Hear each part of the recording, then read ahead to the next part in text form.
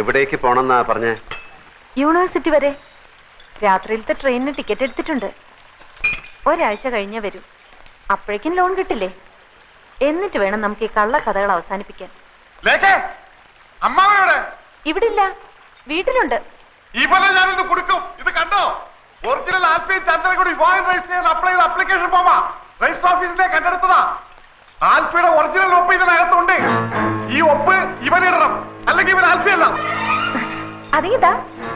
ഞാൻ പപ്പയുടെ കൈ കൊടുക്കാം. വേണ്ട വേണ്ട, ഞാൻ കൊടുത്തോളാം. നീയും ഈടായിട്ട് അവനോട് കൂടിയിട്ടുണ്ട്. ഗൂഢാലോചനക്കാരെ എല്ലാത്തിനും ഒരുമിച്ച് ഞാൻ അകത്താക്കും.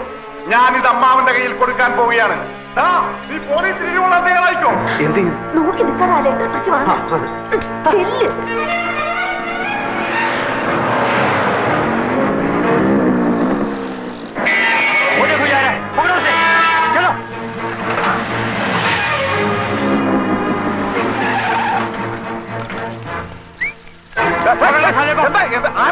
मोटरसाइकिल में पैसे नहीं मिलेंगे, नहीं छोड़ने वाले। साले हमें फिरकी का नाच नचा रहा है।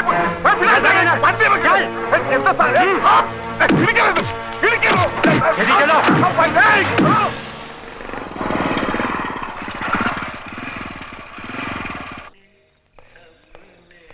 भाई साहब, चिट्ठी।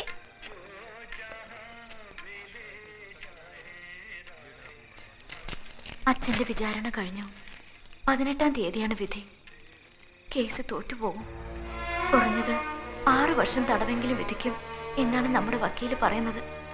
അല്ലെങ്കിൽ ഇതുവരെയുള്ള പലിശയും ചേർത്ത് 7 ലക്ഷം രൂപയോളം കൊടുത്താ ഒത്തുതീർപ്പാക്കി തരാമെന്ന്. എവിടുന്ന് കൊടുക്കാനാ അത്രയും പണം? പാവം അച്ഛന്റെ ഇരിപ്പ് കണ്ടിട്ട് സഹിക്കുന്നില്ല. വല്ല കടുങ്കയും ചെയ്ത് കളയോന്ന എന്റെ പേടി. നമ്മൾ എന്താ ചെയ്യേട്ടാ?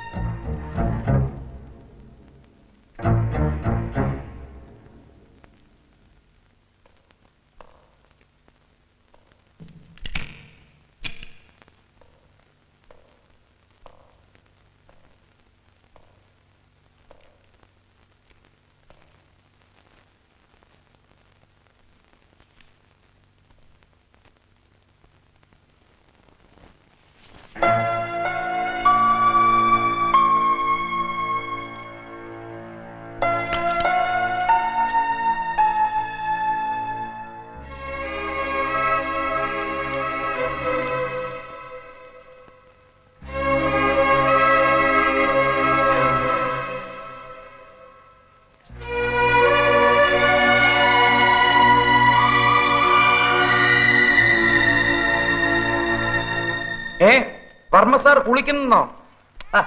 അതേന്ന് സത്യമാണ്. ചന്ദ്ര സംസാരിച്ചു. വേഗം വാ. എടോ, ചന്ദ്ര സംസാരിച്ചു. താൻ ആൽഫിയെ പോയി വേഗം വിളിച്ചോണ്ടോ. അവൾ എല്ലാരും തിരിച്ചറിയുന്നുണ്ടോന്ന് എനിക്കറിയണം. ചെല്ലേ.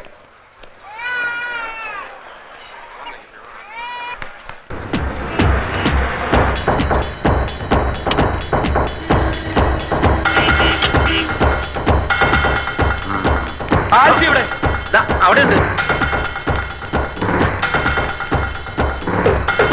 ഇവിടെ ആരെയും കാണാനില്ലല്ലോ. എവിടെ ആൽഫി? ഇതല്ലേ ആൽഫി?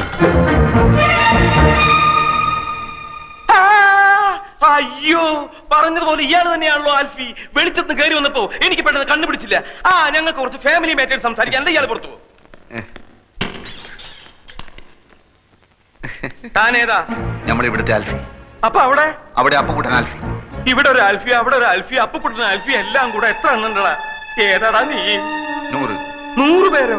അതെ, 100 പേര്. ബാക്കി 98 എവിടെയാടാ? നീയൊക്കെ കൂടെ എന്തൊക്കെ തെമ്മാടിത്തരടാ കാട്ടി വെച്ചിരിക്കണേ. എല്ലാം പുറത്താവാൻ പോവാ. ചന്ദ്ര സംസാരിച്ചു.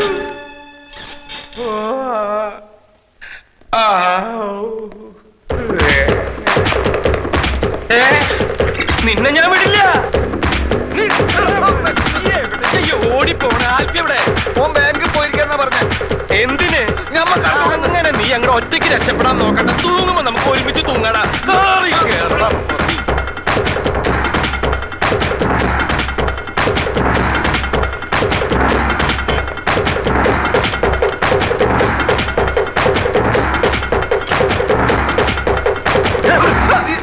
ഞാനാ ചതിച്ചപ്പൂട്ട എല്ലാം താറുമാറാവും പോകുന്നു. എന്ത് പറ്റി? ചന്ദ്രകുഞ്ഞ് സംസാരിച്ചു.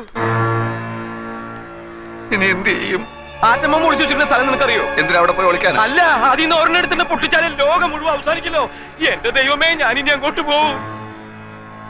നിങ്ങൾ കണ്ടാ സംസാരിക്കും? കണ്ടില്ല, കേട്ടു. ഒരുപക്ഷെ അന്ന് കൈ പൊക്കിയതുപോലെ ഒരു വാക്കോ മറ്റോ മിണ്ടിയതാണെങ്കിലോ? അങ്ങനെയാണെങ്കിൽ രക്ഷപ്പെട്ട്. ഏതായാലും പോയി നോക്കാം. ഞാൻ പുറത്ത് നിൽക്കാം, നിങ്ങൾ അകത്ത് പോയി നോക്ക്. സംഗതി കുഴപ്പമാണെങ്കിൽ ഞാൻ മുങ്ങും. എങ്ങോട്ട്? പാതാളത്തിലേക്ക്. ഒരു വഴി ഞാൻ കണ്ടുവച്ചിട്ടുണ്ട്.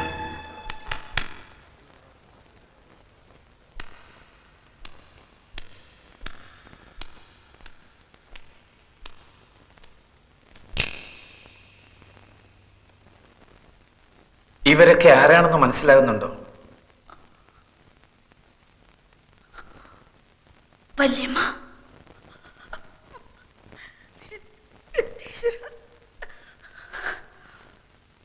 ശങ്കരമാവൻ, വേണോട്ടൻ. ദാ അതാരാണെന്ന് മനസ്സിലായോ?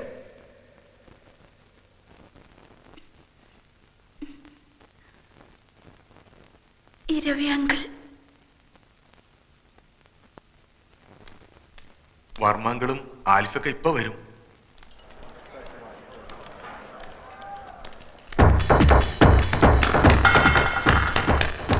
ഓടിക്കോ മോനെ, ഓടിക്കോ. അവളെല്ലാം തത്ത പറയണ പോലെ പറയണു. മോളെ കണ്ടില്ലേ? എനിക്കറിയാം, എക്സൈറ്റ്മെന്റ് കൊണ്ട് അവളെ കാണാൻ ബുദ്ധിമുട്ടുണ്ടാവും. എന്റെയും പ്രശ്നം അത് തന്നെയാ. വന്നാട്ടെ, വന്നാട്ടെ.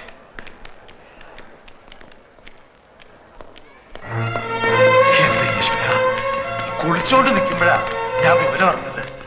കുളി തുടരണോ നിർത്തണോ എന്താ വേണ്ടെന്ന് അറിയാൻ വയ്യാത്ത ഒരവസ്ഥ. ശബ്ദത്തിന്റെ ഉച്ചസ്ഥായി മൗനം എന്ന് പറഞ്ഞതുപോലെ സന്തോഷത്തിന്റെ പാരമ്യത്തിൽ കണ്ണീര് വരും. ചിലപ്പോ ഹൃദയസ്തംഭനം വരെ ഉണ്ടാവാം. എന്റെ പ്രാർത്ഥന ഈശ്വരൻ കേട്ടു. അല്ല, നമ്മുടെ പ്രാർത്ഥന ഈശ്വരൻ കേട്ടു.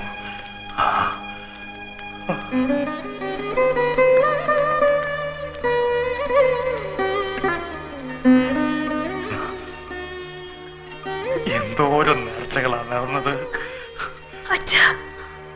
മതി, അച്ഛനത് മതി. കുർബേ, എന്തോ ഇന്ന് തന്നെ ചന്ദ്രയുടെ ആൽഫയുടെ പേരിൽ എല്ലാ ക്ഷേത്രങ്ങളും വഴിപാട് നടത്തണം. ഇപ്പൊ കാലുകൾക്ക് മാത്രമേ തളർച്ചയുള്ളൂ. Otherwise she's fine. ഇത് നോക്കിയേ, ആരാന്ന്?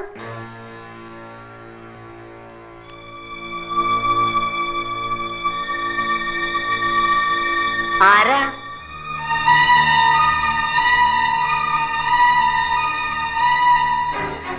ആൽഫി.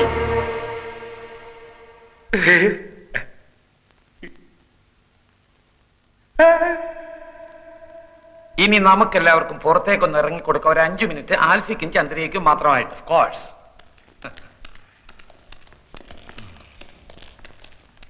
പാടോ.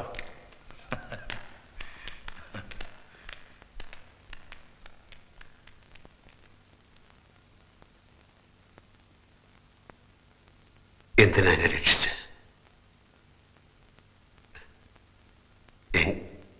എങ്ങനെ എങ്ങനെ നന്ദി പറയണമെന്ന് എനിക്കറിയില്ല. കട്ടിട്ട് കടന്നു കളയാൻ വേണ്ടിയൊന്നുമല്ല, അച്ഛനെ രക്ഷിക്കാൻ വേറെ വഴിയില്ലാത്തതുകൊണ്ട് ചെയ്തു പോയതാണ്. എനിക്ക് എല്ലാറ്റിനും എനിക്ക് മാപ്പ് തരണം. ആരോടും ഒന്നും പറയണ്ട. അപ്പു പോയി ആ പണം അയക്കൂ.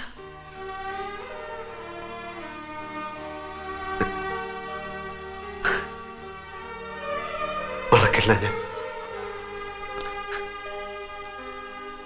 മരണം വരെ ഞാൻ മറക്കില്ല.